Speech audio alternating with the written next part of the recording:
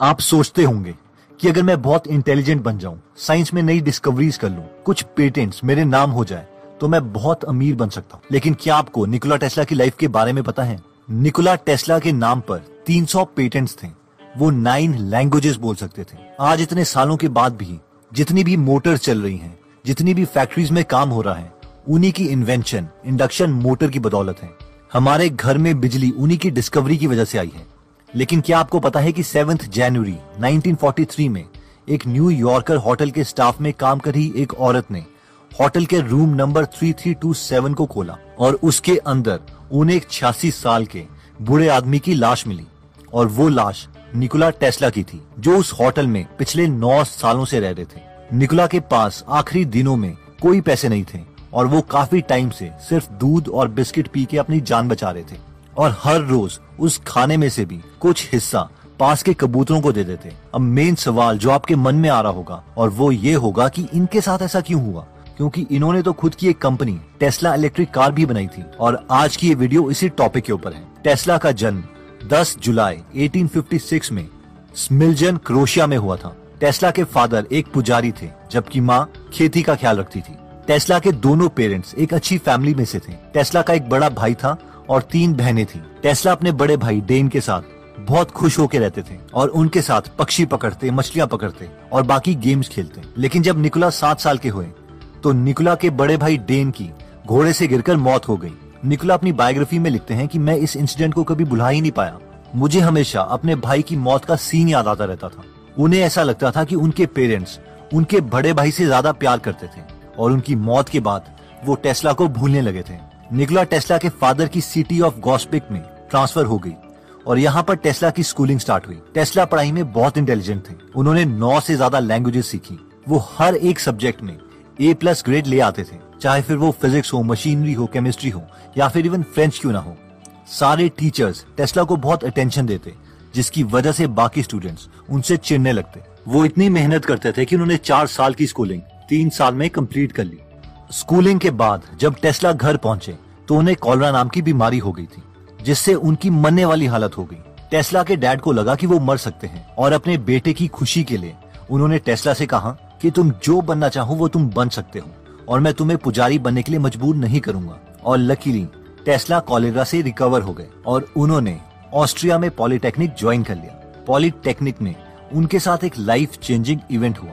Physics की class में उनके प्रोफेसर्स ने उन्हें डायनामो दिखाया, जो डीसी यानी डायरेक्ट करंट से चलता था। जब एक तार में इलेक्ट्रॉन्स एक ही डायरेक्शन में जाते हैं तो उसे डीसी यानी डायरेक्ट करंट बोला जाता है। लेकिन अगर उसी तार में इलेक्ट्रॉन पहले आगे जाए और फिर पीछे आए तो उसे एसी यानी ऑल्टरनेटिंग करंट बोला जाता है। तो उस फिजिक्स के प्रोफेसर ने क्लास में कहा, ये देखो डायनामो जो डीसी से चलता है। इस पर टेस्ला ने कहा कि अगर हम डीसी की जगह एसी यूज करें तो ये ज्यादा एफिशिएंटली बनाया जा सकता है। जिस पर प्रोफेसर को गुस्सा आ गया और उन्होंने उस डायनामो में से कम्यूटेटर को हटा दिया, जो कि एसी को डीसी में कन्वर्ट करता था, जिससे वो डायनामो काम करना बंद हो गया। और प्रोफेसर ने कहा, देखा ये एसी यानी ऑल्टरनेटिंग करंट से नहीं चलता। और इस इंसिडेंट के बाद टेस्ला ने अपने लाइफ मिशन ही बना लिया एसी यानी ऑल्टरनेटिंग करंट पर काम करने का। और उनकी पूरी लाइफ की मैक्सिमम डिस्कवरीज एसी से ही रिलेटेड हैं। अपने कॉलेज के फाइनल ईयर तक आते आते टेस्ला स्टडी से बोर हो गए और उन्होंने जुआ, ताश वगैरह खेलना स्टार्ट कर दिया और कॉलेज बीच में ही छोड़ दिया। अपनी फादर की डेथ के बाद उन्होंने ब्यूडापेस्ट में एक अमेरिकन टेलीफोन एक्सचेंज पर काम करना शुरू किया, जहां पर वो खंभों पर चढ़कर टेलीफोन लाइंस को ठीक करते हैं। टेस्ला इमेजिनेशन में बहुत अच्छे थे। वो कहते हैं कि पार्क में चलते चलते भी वो पूरी मशीन इमेजिन कर लेते थे, उसका एक एक पार्ट, वो कैसे घूमेगी, कैसे काम करेगी, एक्सेट्रा। तो एक बार पार्क में चलते चलते उन्होंने एक बहुत ही फेमस कॉन्सेप्ट सोचा, जो आजकल के हर इलेक्ट्रिकल इंजीनियर को पता है, जिसे एसी मशीन्स चलती हैं, और वो था रोटेटिंग मैग्नेटिक फील्ड्स। इस समय थॉमस एडिसन भी अपने बिजनेसेस में काफी सक्सेसफुल हो चुके थे। उस वक्त एडिसन की कंपनी अमेरिका और पूरे यूरोप में अमीर लोगों के घर में अपनी डीसी करंट से लैंप लगवाती थी और रोशनी देती थी, जिससे वो काफी पैसे कमा रहे थे। टेस्ला एडिसन को सेंट्रल स्टेशन में एक लेबोरेटरी में मिले और एडिसन ने टेस्ला से पूछा कि उन्होंने कभी किसी इंसान को खाया है। ऐसा एडिसन ने टेस्ला से इसलिए पूछा क्योंकि जहां पर टेस्ला रहते थे उनके पास एक गांव में लोग मानते थे कि ड्रैकुला अभी भी जिंदा है एडिसन ने टेस्ला को अपनी कंपनी में नौकरी दे दी। टेस्ला को एडिसन का काम करने का स्टाइल बहुत ही अजीब सा लगता था, क्योंकि एडिसन हर परम्यूटेशन कॉम्बिनेशन लगा के डिस्कवरीज करते थे, जबकि टेस्ला को लगता था कि ये टाइम वेस्टिंग है, क्योंकि एक दो फिजिक्स की छोटी इक्वेशंस को यूज करके एडिसन अपना काफी टाइम बचा सकते थे। इस वक्त तक टेस्ला एक सक्सेसफुल एसी इंडक्शन मोटर बना चुके थे और ये उन्होंने एडिसन को बेचने की सोची, लेकिन एडिसन को वो बिल्कुल पसंद नहीं आई और उन्होंने उस प्लान को रिजेक्ट कर दिया। एडिसन ने टेस्ला से कहा कि अगर वो उनके इक्विपमेंट्स को रीडिजाइन करके उन्हें ज्यादा एफिशिएंट बना लें तो वो उन्हें $50,000 देंगे।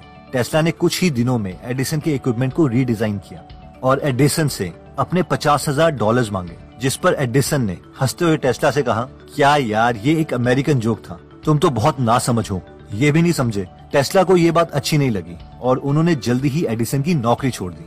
टेस्ला की शराफत का दो बिजनेसमैन ने फिर से फायदा उठाया था। रॉबर्ट लेन और बीए वेल की न्यू जर्सी में लाइटनिंग की मैन्युफैक्चरिंग कंपनी थी। इन दोनों बिजनेसमैन ने कहा कि अगर टेस्ला इनकी लाइटनिंग के प्रोजेक्ट में मदद करते हैं तो वो उनका नाम अपनी कंपनी के साथ जोड़ देंगे और उन्हें अपनी कंपनी के शेयर्स भी देंगे। लेकिन टेस्ला ने इंसिस्ट किया कि वो इस प्रोजेक्ट के बाद अपनी एसी मोटर को डेवलप करने में इन्वेस्टमेंट चाहते हैं, जिस पर वो दोनों बिजनेसमैन मान गए। टेस्ला ने बहुत मेहनत करके बहुत सी स्ट्रीट्स और फैक्ट्रीज में आर्क लाइटिंग को इंस्टॉल करवाया।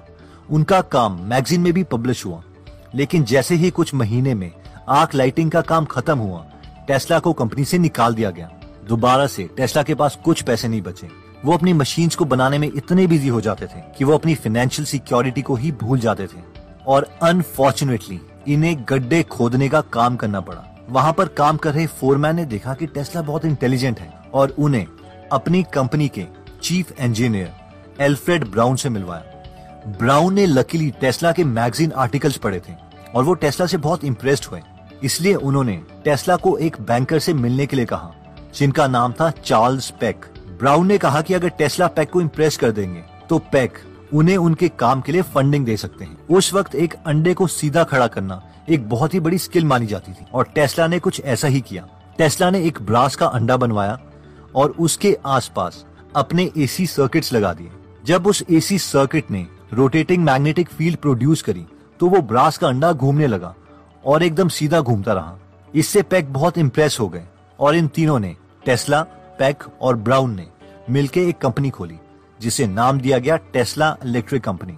अगले 15 सालों में टेस्ला ने बहुत इन्वेंशंस करी और बहुत काम पेटेंट करवाया। 1888 में टेस्ला ने एक स्पीच दी जिसका नाम था a new alternating current motor, जिसमें उन्होंने पहली बार दुनिया को दिखाया कि इलेक्ट्रिसिटी सिर्फ लाइट्स के लिए ही नहीं बल्कि अप्लायंसेज और फैक्ट्रीज में मशीन्स के काम भी आ सकती है। ये लेक्चर बहुत ही फेमस हुआ। वेस्टिंग हाउस के एक इन्वेस्टर बहुत जल्दी टेस्ला से मिलने आए क्योंकि वो समझ गए थे कि टेस्ला बहुत बड़ी इन्वेंशंस करने वाले हैं। वेस्टिंग हाउस ने टेस्ला को कहा कि वो टेस्ला को $5,000 देंगे, 20,000 के स्टॉक ऑप्शंस देंगे और हर एनर्जी प्रोड्यूस करने के लिए $2.5 देंगे एज अ रॉयल्टी। टेस्ला और वेस्टिंग हाउस के इंजीनियर्स ने एसी मोटर के डिजाइन को इम्प्रूव करने के लिए काम करना शुरू किया। ऑल्टरनेटिंग करंट की तरक्की देख के एडिसन को बहुत गुस्सा आया और वो चाहते थे कि लोग उनकी कंपनी से डीसी इक्विपमेंट्स लें, इसलिए उन्होंने एक चाल चली। उन्होंने एक इलेक्ट्रिक चेयर बनाई जिससे लोगों को करंट देके मरवाया जा सके। उसके बाद उन्होंने विलियम कैमलन नाम के एक अपराधी को चूज किया। इस अपराधी को वैसे भी मौत की सजा होनी थी क्योंकि इसने अपनी वाइफ का मर्डर किया था, इसीलिए विलियम को इस चेयर को यूज करके मारा गया जिसमें ऑल्टरनेटिंग करंट यूज किया गया। पहले विलियम के मुंह से झाग निकली, उसके बाद उनकी बॉडी हार्ड हो गई। सब उसकी मौत को देख के हैरान हो गए थे और उन सब लोगों को बताया गया कि इनको मारने के लिए ऑल्टरनेटिंग करंट यूज हुआ है, इसलिए ऑल्टरनेटिंग करंट खराब है। उसके बाद भी एडिसन नहीं रुके। उन्होंने 24 कुत्तों को एसी से टॉर्चर किया, एक घोड़े को एसी करंट देके मार दिया और एक फीमेल एलिफेंट को भी करंट देके मरवा दिया और उस पर एक शॉर्ट मूवी बनाई और सबको दिखाया कि ऑल्टरनेटिंग करंट कितना खतरनाक है। लेकिन टेस्ला नहीं रुके और उन्होंने एसी मोटर्स का डिजाइन पूरा किया। 1890 में टेस्ला को the American institute of electric engineers का वाइस प्रेसिडेंट बना दिया गया। उन्होंने बहुत सी डिस्कवरीज करी। उन्होंने ऑसिलेटर्स बनाए जिसकी मदद से फ्रीक्वेंसी को चेंज किया जा सकता है, कंडेंसर बनाया, इलेक्ट्रिक मीटर बनाया, इवन एक्सरेज पर काम किया। टेस्ला पहले इंसान थे जिन्होंने बताया था कि एक्सरे हमारी बॉडी के लिए खतरनाक हो सकता है। टेस्ला ने ये भी दिखाया कि किस तरीके से इलेक्ट्रिसिटी को बिना तारों के ट्रांसफर किया जा सकता है। It powers up. And the closer I get to it, the more it powers up. Tesla एक हाथ से हजारों वोल्ट्स की तार पकड़ लेते हैं और दूसरे हाथ से बल्ब, और फिर वो बल्ब जलने लगता। लोग पूछते कि उन्हें करंट क्यों नहीं लग रहा, जिस पर टेस्ला बोलते कि उन्होंने एसी की फ्रीक्वेंसी बहुत इंक्रीज की हुई है, जिसकी वजह से करंट उनकी बॉडी से नहीं बल्कि उनकी स्किन से ट्रांसफर हो रहा है, और इसे स्किन इफेक्ट भी बोलते हैं। टेस्ला अपने काम में इतना बिजी हो जाते हैं कि वो अपनी इन्वेंशंस को पेटेंट करवाना ही भूल जाते हैं, और लोग उन्हीं के टेक्नोलॉजी को यूज करके कुछ नया इन्वेंट कर देते हैं। For example radio. मैकरोनी, जिन्होंने सबसे पहले रेडियो का प्रैक्टिकल डेमोन्स्ट्रेशन दिखाया, उन्हें नोबेल प्राइज दिया गया, जबकि उसमें टेस्ला की बहुत सी टेक्नोलॉजी यूज की गई थी। टेस्ला ने अपने बहुत से काम पेटेंट नहीं करवाए थे, इसीलिए इस टेक्नोलॉजी के लिए उन्हें अपनी मौत के बाद क्रेडिट मिला। टेस्ला रेडियो वेव्स को वायरलेसली भेजने के बजाय पूरी बिजली को वायरलेसली भेजना चाहते थे, इसलिए उन्होंने रेडियो टेक्नोलॉजी पर काम नहीं किया। सब इन्वेस्टर्स को लगा कि रेडियो टेक्नोलॉजी में ज्यादा पैसे हैं, इसलिए टेस्ला की फंडिंग विड्रॉ कर दी गई और वो दोबारा से ब्रोक हो गए, और 86 साल की उम्र में वो गरीबी की हालत में मरे। तो दोस्तों, इस वीडियो में हमने देखा कि इतना ज्यादा ब्रिलियंट होने के बावजूद टेस्ला को बहुत बार लाइफ में गरीबी का सामना करना पड़ा, और एंड उनका बहुत ही दुख भरा था। मैंने जनरली ये देखा है कि कई एक्स्ट्रा ऑर्डिनरी माइंड्स अपने काम में इतने ज्यादा बिजी हो जाते हैं कि वो अपने को फाइनेंशियली सिक्योर ही नहीं कर पाते, और इन सब जीनियसेस को दुनिया तब रिकॉग्नाइज करती है जब उनकी मौत हो जाती है, और तब इसका क्या फायदा। जैसे कि नायग्रा फॉल्स में हाइड्रो इलेक्ट्रिक पावर प्लांट बनाया गया है, जहां पर टेस्ला की टेक्नोलॉजी यूज की गई है। इवन कि वहां पर आज भी टेस्ला के ऑनर में उनका स्टैचू लगा हुआ है। इवन कि इलॉन मस्क कह चुके हैं कि बेशक हमने अपनी कार कंपनी का नाम टेस्ला रखा है, क्योंकि टेस्ला को उतनी रिकॉग्निशन नहीं मिली जितनी वो डिजर्व करते थे, लेकिन हम एडिसन से ज्यादा इंप्रेस हैं, क्योंकि वो अपने आइडियाज को दुनिया तक पहुंचाने में सक्सेसफुल रहे। It's an interesting contrast, like Edison versus Tesla, because interesting, the car company is called Tesla. And the reason it's called Tesla is because we use an AC induction motor, which is an architecture that Tesla developed. And the guy probably deserves a little more play than he gets in current society. But on balance, I'm a bigger fan of Edison than Tesla. Because Edison brought his stuff to market and made those inventions accessible to the world, whereas Tesla didn't really do that. Anyways, आप ये incredible story अपने friends या family members के साथ जरूर share करें, और उन्हें भी समझाएं कि खुद को फाइनेंशियली सिक्योर करना कितना